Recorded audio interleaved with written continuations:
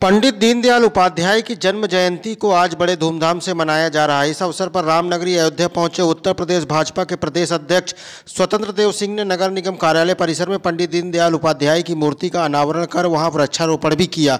अयोध्या पहुंचे प्रदेश अध्यक्ष स्वतंत्र देव सिंह ने कहा कि पंडित दीनदयाल उपाध्याय के जन्म दिवस पर पूरे प्रदेश के सभी बूथों पर कार्यक्रम आयोजित किए जा रहे हैं, जिसमें पंडित दीनदयाल उपाध्याय को पुष्पांजलि अर्पित कर केंद्र एवं राज्य सरकार की योजनाओं पर चर्चा की जाएगी।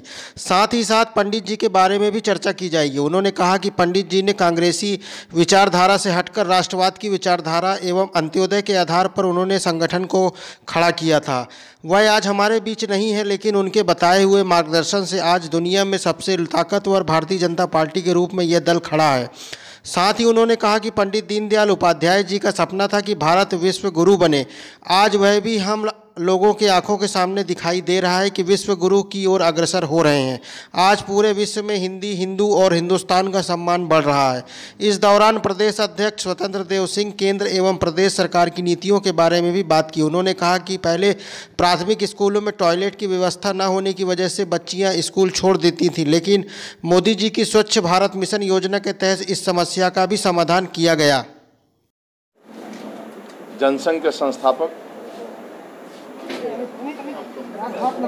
हम सबके प्रेरणा पुरुष, एकात्म मानववाद के दर्शन के प्रणेता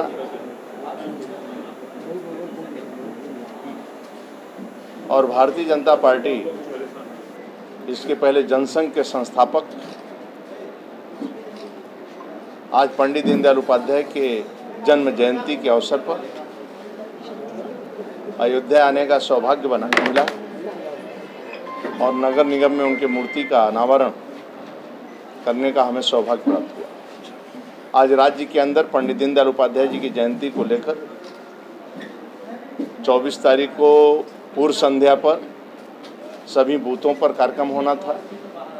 आज भी जो बूथों पर कार्यक्रम होना था, शेष बूथों पर सभी पन्ना प्रमुख, बूथ समिति अपने बूथों पर कार्यकर्ता एकत्रित होकर पुष्पांजलि अर्पित करेगा, केंद्र राज्य सरकार की योजनाओं पर चर्चा करेगा और पंडित जी के बारे में चर्चा करेगा।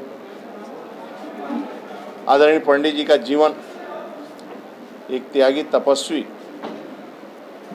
पुरुष कहा जाए या ऋषि कहा जाए, हम लोगों के ऋषि तुल्य जो जनसंघ के संस्थापक थे, पंडित दीनदयाल उपाध्याय का जीवन डॉक्टर श्यामा प्रसाद मुखर्जी के शहादत के बाद उन्हीं के कंधों पर भार आया और जन्म से संघर्ष करते हुए पढ़ाई, शिक्षा, दीक्षा प्राप्त करते हुए संघ के प्रचारक के रूप में और अखिल भारतीय संगठन महामंत्री पूर्णकालिक के रूप में और कांग्रेसी विचारधारा के जो विचारधारा थी उससे अलग हटकर एक राष्ट्रवाद का विचारधारा, एकात्म मानववाद जो दर्शन उन्होंने लिखा, अंत्योदय यानी पंक्ति के अंतिम व्यक्ति को मान मिले, सम्मान मिले, भरपेट भोजन मिले, रहने को छत मिले, इस आधार पर संगठन को उन्होंने खड़ा किया। आज हमारे बीच में नहीं है, लेकिन उनके बताए हुए मार्गदर्शन में, उनके बताए हुए रास्ता दिखाए हुए रास्ते पर आज दुनिया में सबसे ताकतवर भारतीय जनता पार्टी के रूप में दल खड़ा है।